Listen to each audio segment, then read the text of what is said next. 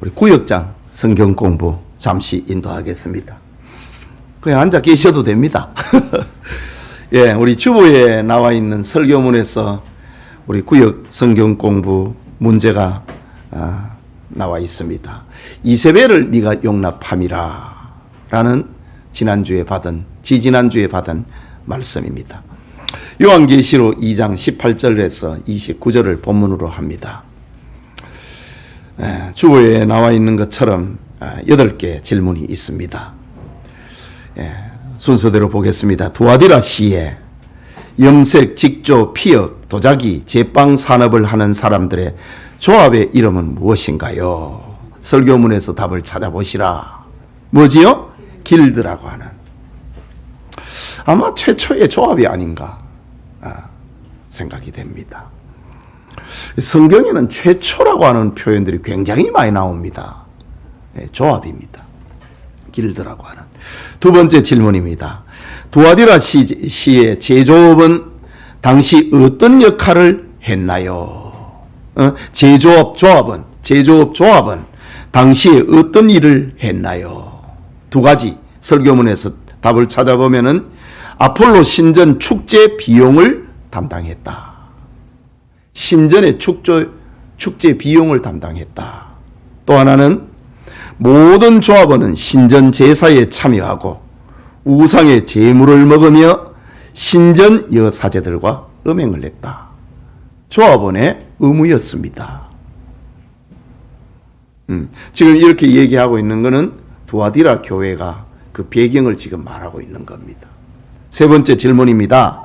두아디라 교회가 주님께 받은 칭찬은 무엇인가요?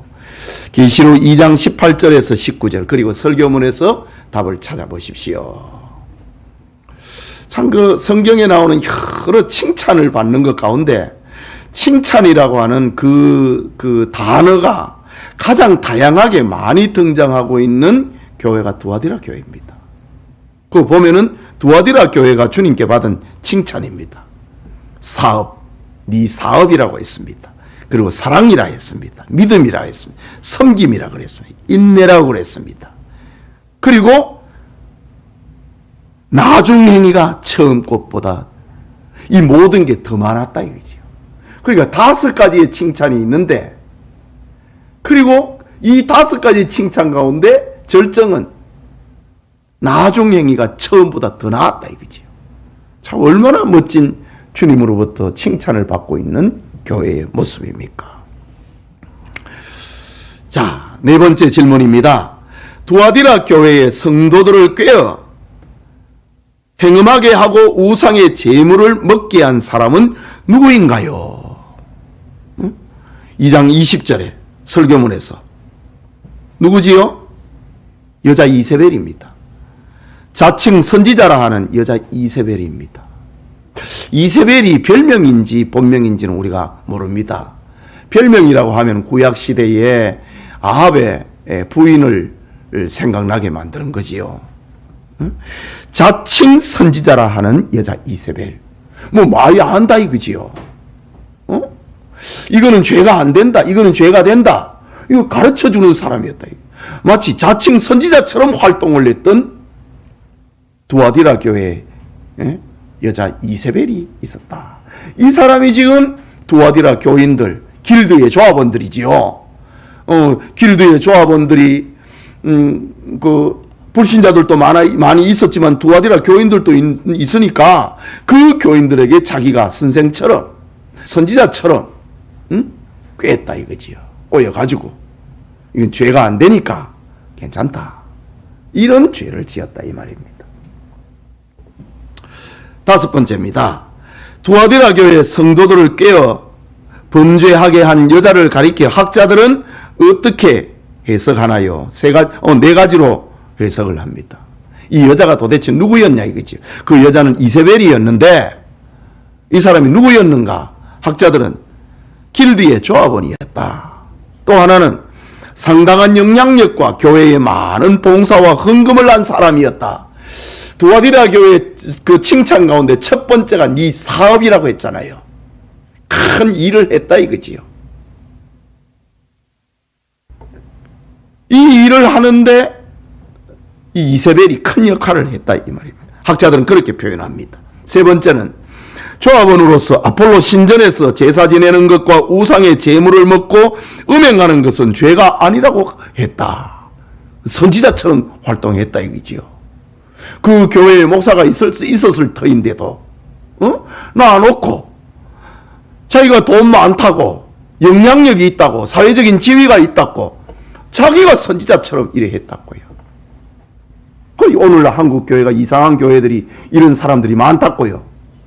목사 놔놓고 소위 유력한 사람들이 선지자 노릇한다고요. 그러니까 교회가 질서가 없어지고 엉망이 되고 마는 거지요. 네 번째입니다.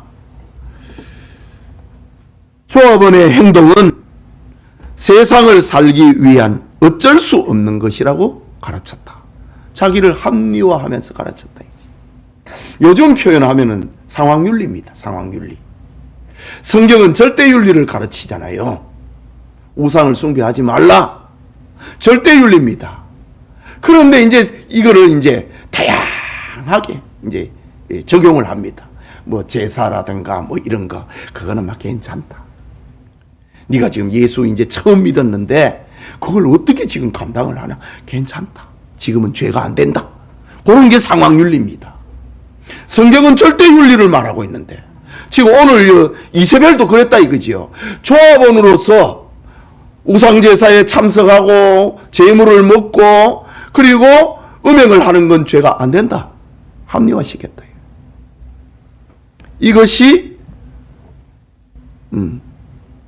이세벨의 역할이었습니다. 네 가지였습니다. 우리 설교문을 보면은 이걸 찾을 수 있겠습니다. 여섯 번째 질문입니다. 두아디라 교회를 향한 주님의 책망은 무엇인가? 2장 21절과 설교문에서 답을 찾습니다. 회개할 기회를 주었으되 자기의 음행을 회개하고자 하지도 아니하고 아니하는도다. 회개할 기회를 주었으되 자기의 음행을 회개하고자 하지 아니하는도다. 두아디라 교회의 죄를 한마디로 얘기를 하면은 재력 앞에 권징을 행사 안 했다 이 말입니다. 그게 두아디라 교회의 죄입니다. 권징을 잃어버렸다 이거지요. 회개할 기회를 주었는데 권징할 기회를 주었는데 그걸 안 했다 이겁니다. 이게 두아디라 교회의 죄입니다. 일곱 번째 질문입니다. 두아디라 교회를 향한 주님의 무서운 심판 경고는 무엇인가요? 22절에서 23절 그리고 설교문을 통해서 답을 찾아봅니다. 두아디라 교회를 향한 주님의 무서운 심판. 첫째는 세 가지인데 첫째는 성도를 미혹한 여자 이세벨을 침상에 던지겠다. 침상에 던진다고 하는 것은 병이 들어서 못 일어난다. 죽이겠다. 병으로 죽이겠다는 겁니다. 또 두 번째, 회개하지 아니하면 여기에 동조했던 사람입니다. 회개하지 아니하면 큰 환난 가운데 던지겠다. 그 다음에 더 무서운 게 있습니다. 세 번째는 그의 자녀를 죽이겠다. 와, 얼마나 무섭습니까? 내가 회개하지 않는다고 해서 내 자녀를 죽이겠다. 이거 우리 감당할 수 있습니까? 못하지요. 그런데 주님께서는 이렇게 무섭게 책망하고 계신다 이거죠. 회개 안 하면은 그 주동자 죽인다. 큰 환난에 던진다. 그 자녀들을 죽이겠다. 정말 무서운 주님의 경고입니다. 자, 여덟 번째 질문입니다. 다음 빈칸을 채워보세요. 계시록 2장 26절에서 28절의 말씀 빈 공란 찾아보자는 겁니다. 이기는 자와 끝까지 내 일을 지키는 그에게 만국을 다스리는 무엇을 주리니? 권세를 주리니. 만국을 다스리는 권세는 주님이 성부 하나님께 받은 권세입니다. 그것을 같이 누리게 하겠다는 거예요. 왕적 권세를 누리게 하겠다는 말이지요. 그 다음에 또 설명이 나오지요. 그가 철장을 가지고 그들을 다스려 질그릇 깨트린 것과 같이 하리니 나도 내 아버지께 받은 것이 그러하니라.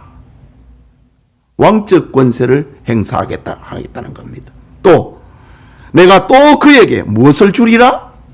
새벽 별을 주리라. 여러분, 새벽 별을 주고 받을 수 있는 겁니까? 그런 게 아니지요. 이 새벽 별을 주리라고 하는 말은, 새벽 별은 예수님을 상징합니다. 희망을 얘기를 하는 겁니다. 새벽 별은 소망을 가리킵니다. 영광의 날을 가리키는 것입니다. 새벽 별을 주리라고 했습니다. 자, 두 번째, 이제 설교문에서 빈 공란을 하나 찾아갖고 답을 찾는 겁니다. 교회는 사업과 사명보다 무엇이 기준이 되어야 합니다? 하나님의 말씀이 기준이 되어야 된다 이거죠. 그러니까 지금 두아디라 교회는 아주 영향력 있고 돈 많은 여자 이세벨이기 때문에 그 권력 앞에 눌려갖고 권징을 행사하지 못했는데, 지금 그거에 대한 우리의 결론이라 이거지요. 교회는 사업과 사명보다 무엇이 기준이 되어야 합니다? 하나님의 말씀이. 교회는 돈보다 무엇이 기준이 되어야 합니다? 순결한 믿음이 기준이 되어야 됩니다. 교회는 세상 권세가 힘을 쓰는 곳이 아니라 무엇이 흐르는 곳이 되어야 합니다? 주님의 피가 흐르는 곳이 되어야 합니다. 교회는 보이는 것이 아니라 눈에 보이지 않지만 나를 구원하신 살아계신 누구를 따라가야 합니다? 하나님을 따라가야 됩니다. 이세벨 따라가면 안 된다 이거지요. 다 망한다 그 말입니다. 자, 이렇게 우리 구역 공부했는데 우리 구역 식구들과 잘 나누시기를 바랍니다. 기도합시다. 하나님 아버지, 은혜를 감사합니다. 예배 후에 우리 구역장 성경 공부 잠시 했습니다. 우리 구역장님들이 잘 소화를 하고 우리 구역 식구들과 더불어 지난번에 받은 말씀을 다시 되새김질을 하는 그런 은혜의 시간이 되도록 축복해 주시옵소서. 예수님 이름으로 기도합니다. 아멘.